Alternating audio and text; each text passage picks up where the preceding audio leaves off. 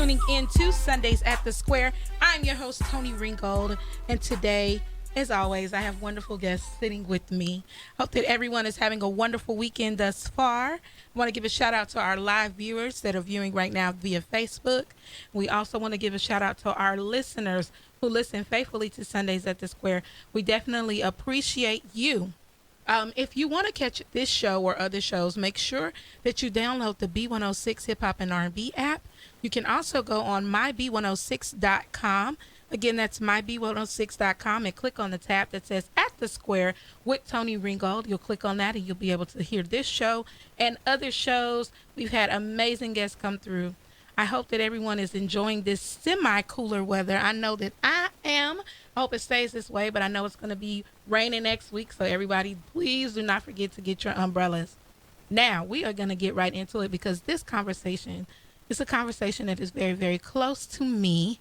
And I hope that you all will be able to gain something from it. I hope that it enlightens you and opens your eyes. And any of our listeners that may have gone through this or know someone that has experienced this, I think it's really worth the listen. If you hear this show and you say, man, other people need to hear it, please make sure that you go on myb106.com and share this show. I think it's one of those things that everyone needs to hear and talk about at least once. The dialogue is very, very important because we know that once we start talking about things, eventually we have to make a change. Well, I'm going to let my guest introduce herself and tell us a little bit about who she is and why she's here today. Okay, I'm Miss Nita. I'm with Criminal Discrimination Act. I'm not perfect, but I'm worth it. I'm starting a nonprofit organization to help people in the community to find jobs and housing, and that is my mission. My number one mission is to help everybody overcome. I love it. I love it. And so the question would be, a lot of times that people that maybe have not experienced being incarcerated or know someone that's incarcerated, they think that people just, you get in trouble, you go to jail and you get out. Is that how it works? Or is it much more to that? And what does that look like when you get involved in the system? Well, once you're in the system, you're in the system. Whether you have a felony or you just got arrested, it's in the data. And most people, when they try to get out and get rehabilitated back into the society, it's hard for them. They can't file for housing because they're running a background check. Mm-hmm. They're trying to get a job. They're running the background check. They see it. So it's like roadblocks when they're trying to get ahead. Right. So it's almost like as soon as they say they need the background check, everything drops in your stomach because you're realizing, oh, here we go. I'm going to have to explain this. And then a lot of times the people just automatically decide, oh, well, you know what? You've been through this, or you were incarcerated. We don't want you. And that's just that. And they judge people based off of the charges that they've had or the things that they have paid for. Yes, pretty much. And most jobs say that they will hire within like 7 years and 5 years for different charges. But most of them, they discriminate even after. It's so many people that have been waiting 10 to 20 years after they have been incarcerated and trying to get on their feet. And it's still a roadblock. And this is what this is for. Right. And then, we talk about reoffending, right? So if you went to jail for something, say you went to jail for selling dope, right? And that was how you fed your family then. And then you get caught and you go to jail. Then you get out of jail and you say, okay, I'm going to try to be square. Try to get on my feet. Get on my feet, go on the straight and narrow. I'm not going to make, these bad choices anymore. Mm-hmm. I'm going to try to do things the right way. And you can't get a job. What do you think you're going to go back to?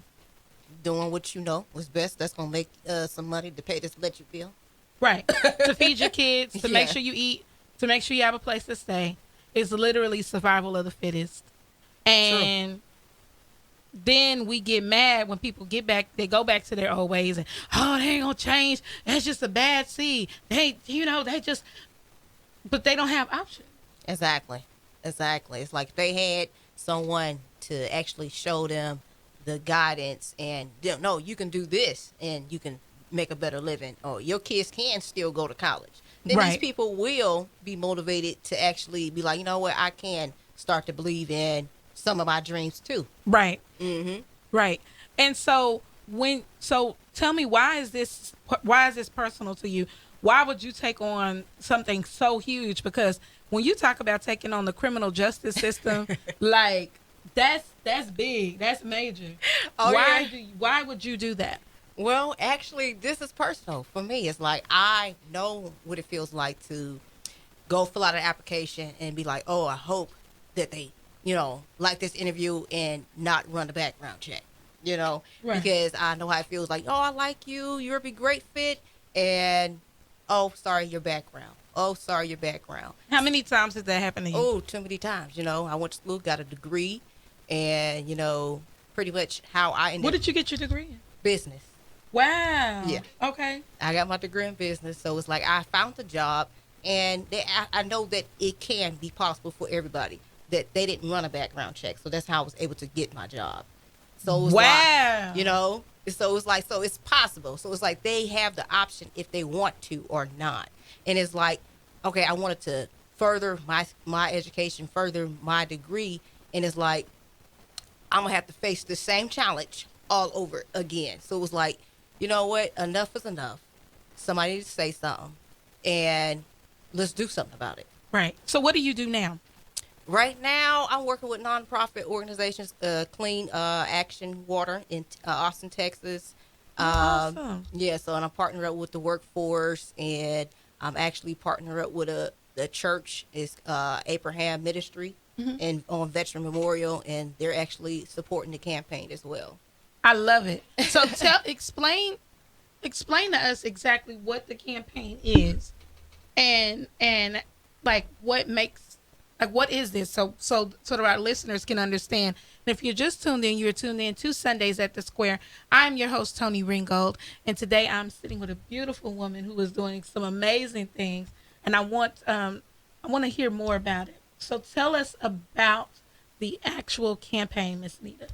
Okay, well, the campaign is actually a proposal, and I'm turning it into a nonprofit organization. It's actually going around getting signatures, and the people that support the movement that has been through this and going through it, I need signatures. I need 10,000 signatures, and that actually we can take it to court and actually so if you get get 10,000 signatures, then you can take it to, like, is it like legislation or like actual court? Actual court. And so when you take it to court, what does that mean? What does that look like? Well, actually, we have a chance to actually be voted to be a bill, And then once it becomes a bill, then it goes to legislature and they decide whether they're going to pass the bill or not. Mm-hmm. So that's how it works. All right, kids, y'all learned something new today. Awesome. I love it. Okay. Oh, yes. So you have to go to court before you can ever even get it voted in to be a bill. Mm-hmm. And they need to see that it's a problem in the community. That's what the signatures are for, saying that it's not just me, it's numbers of people that's dealing with this, and this is a community issue. Right. And so when people sign the signature and they talk about, they go into what's going on, like what does it mean when you sign a signature? What are you saying when you sign the signature? You're saying that I understand what these people are going through. A lot of people suffer in silence and they don't talk about it. Mm-hmm. So it's like they may be feeling this, but don't have nobody to talk to about it. Right. So I love that when you suffer in silence, and it's like, I'm trying not to complain. And then it's almost as if, you have a stamp on your forehead, like, I am a criminal. Mm-hmm. And people so are you embarrassed. Can't get mad. Don't show no emotion. Don't get upset. Oh gosh, somebody called the cops. Like it goes back to that. Oh yeah, they're like, oh yeah, you got previous records. It was you. Right. You could be just as innocent because of that, people. Okay. And so with the act that you guys are trying to, and is it called the Criminal Discrimination Act? Is that what you're naming it? Mm-hmm. I'm not perfect, but I'm worth it. I'm not perfect, but I'm worth it. I love it. Thank you. I love it. Okay, so what are some of the things that you're going to bring up in court? Like, what are some of the things? Because what people are going to say is, yeah, it's a problem, but what are the solutions? What solutions have you guys come up with? Well, the solutions that we were brainstorming on is actual rehabilitation program, step by step, that deals with daily stress, dealing with how to come up with a vision for these people's life if they want to go to college, if they are dealing with substance abuse, they're dealing with depression, because these are all different things that trigger certain crimes as well. It's like, what are these people dealing with? Dig from the root, and then you can heal the surface of it. Right. And that's the main thing. I love it. So treating the people humanely. Are you guys going to target like businesses and stuff to try to help them to understand how important it is to hire people? Oh yes. Got to go around to small businesses. Going to start with the small businesses first, and then we're going to go with the corporations. Right. And so what do you say when a small business says, I don't know if I want to hire someone who has a criminal record, because if they do something, this is putting my business in jeopardy? Well, what I would say about that is you can't judge nobody off of their past. That person already went to court. They already did their time. If that person has not made a mistake at your job, stole at your job, had committed any problems at your job, then give that person an opportunity. Right. Give everybody their own blank sheet of paper and let them start from there. Right. And that's how it should be. I love it. Because to be honest with you, it's a lot of people that have done some crimes, honey. They just ain't got caught. That's a lot of people. A lot that are just lucky enough to haven't gotten caught. If we're real, if we're being honest. True. You know what I mean? And I think that that's one of the things that we have to take in consideration as well. I'll tell you that this particular subject is one that is very near and dear to my heart. A lot of people don't know, but my dad, he's been incarcerated since I was 1 year old, and I am in my 30s. And he is still incarcerated to this day. And I think about his life, and I think about, he was college educated. He took care of my mom, and was married to my mom, took care of me. He was an insurance agent. And I mean, he was on point. We were taken care of. And I don't think that people realize the quality of life that children of incarcerated parents have to face. True. When you don't have your parent. I had my mom, but I didn't have my dad. And I think about some of the things that I went through, I probably wouldn't have gone through. Some of the choices that I may not have necessarily made.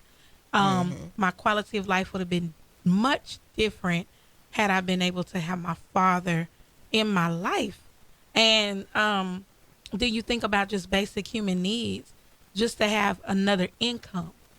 You know what I mean? Somebody to be able to provide, to strengthen. Even if my mom and dad didn't stay together, I would have still been supported. You know what I mean? I'm gonna tell you the kind of man my father is. When I was coming up, my father, he can make like amazing things: purses, wallets, belts, paintings, all types of things.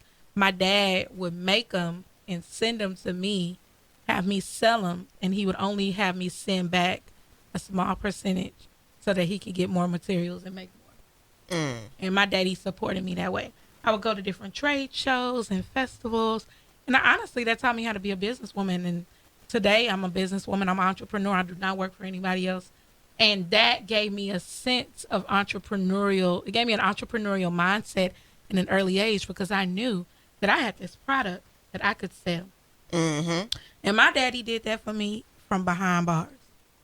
So it kind of shows you the type of man that he is, and it's difficult,